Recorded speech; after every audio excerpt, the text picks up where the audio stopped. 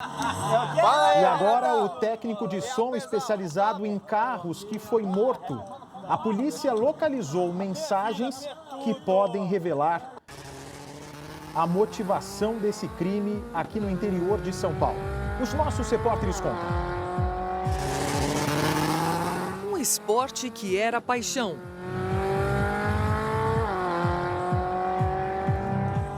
E Renato, ali no meio, era o centro das atenções. A pé é vida, a pé é tudo! Para ele, era um dia feliz. Ele é um menino assim de ouro. E esse dia, eu não vi ele sair, porque eu vi ele no sábado arrumando a caminhonete para arrancada lá. Ele estava muito contente, muito. Até as fotos que tirava comprovam que ele estava feliz demais, sabe? Abraçando todo mundo, brincando com todo mundo. Horas depois dessas fotos, onde Renato aparece todo sorridente, ele acabou assassinado, covardemente, no meio da pista de corrida. Ele estava de frente com o carro, ele estava guardando os equipamentos, que o evento já tinha acabado, né? E aí, nesse meio termo, os rapazes vieram pela lateral do carro e começaram a vejar ele.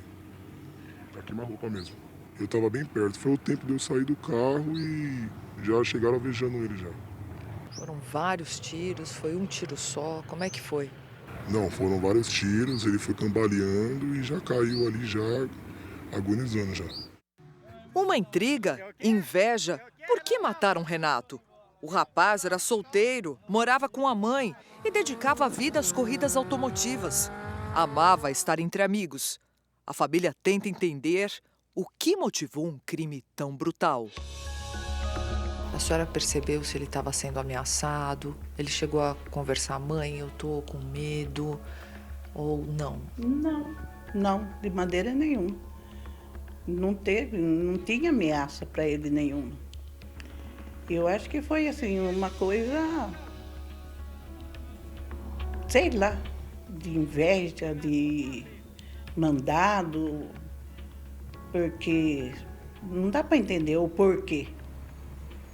Por que tiraram a vida do meu filho daquele jeito? Um jeito estúpido, né? Não tem o que falar. Não tem como entender. Só quando pegar essa pessoa mesmo e saber o porquê. Por que ela fez isso. As corridas acontecem nessa avenida de Leme, no interior de São Paulo. São arrancadas de 200 metros, que levam cerca de 5 segundos para acontecer. Um grupo que já funciona há cerca de 2 anos. 200 pessoas participam dessa corrida. São pessoas, inclusive, que não vêm só da cidade de Leme, mas de todas as cidades ao redor daqui. Um grupo muito grande. Tudo isso significa que as discussões que Renato pode ter possam estar envolvidas com gente que ele conhecia. E quando ele recebeu os tiros, ele falou, por que eu? Foi a última coisa que ele falou, né? Por que eu? Eu quero dizer assim que eu não tinha inimizade. Às vezes ele bebia um pouquinho demais, assim, né? Falava alto, brincava alto, sabe?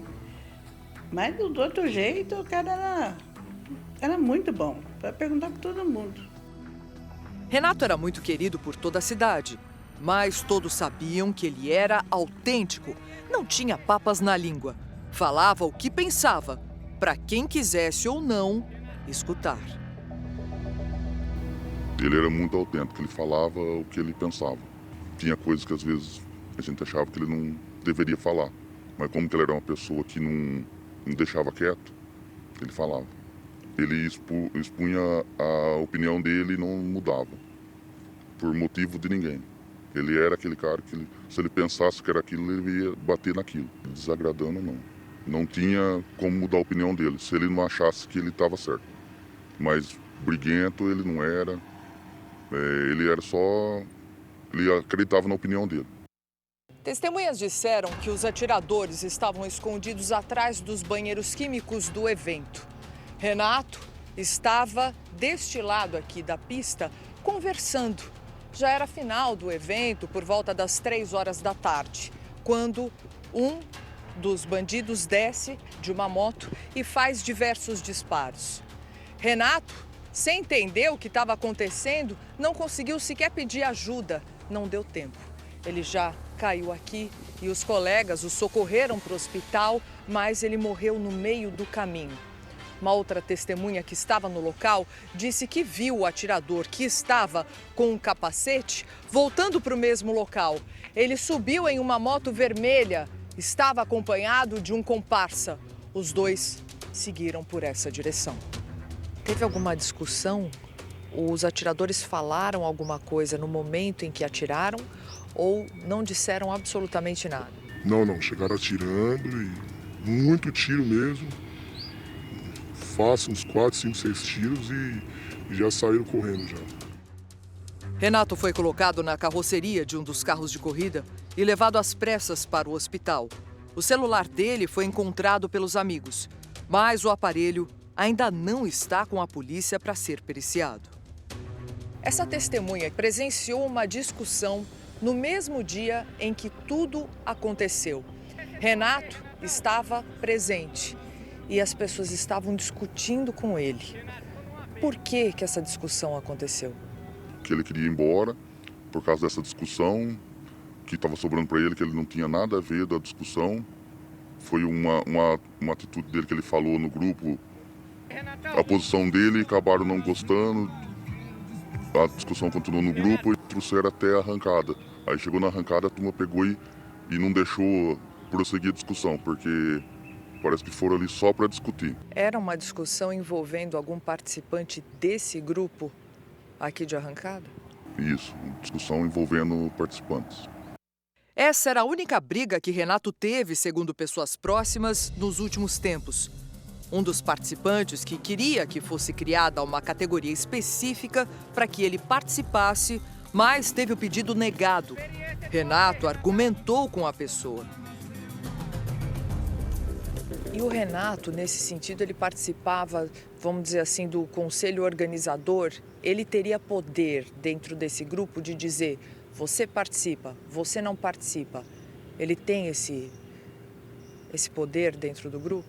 Não, mas ele participava ativamente. Ele apenas estava discutindo com essa pessoa, argumentando que ela não tinha razão de pedir uma categoria só para ela, é isso? Isso. Existe algum outro motivo aparente para que esse assassinato tenha acontecido?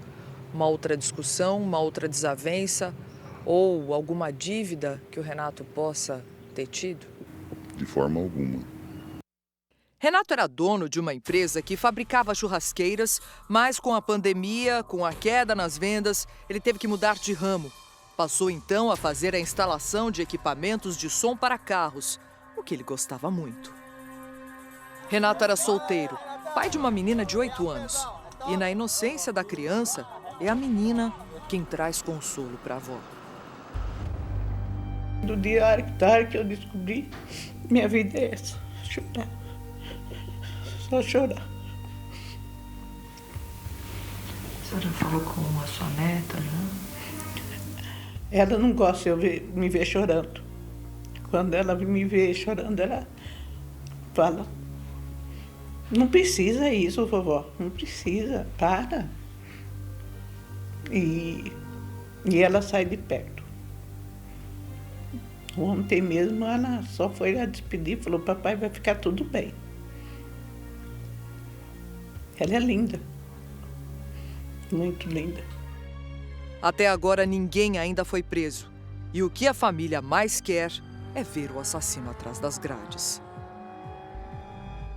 Eu acho que essa pessoa tem que pegar. E a gente tem que saber o porquê fez isso com ele. Porque ele era muito bom e muito jovem para ter ido dessa maneira trágica que foi.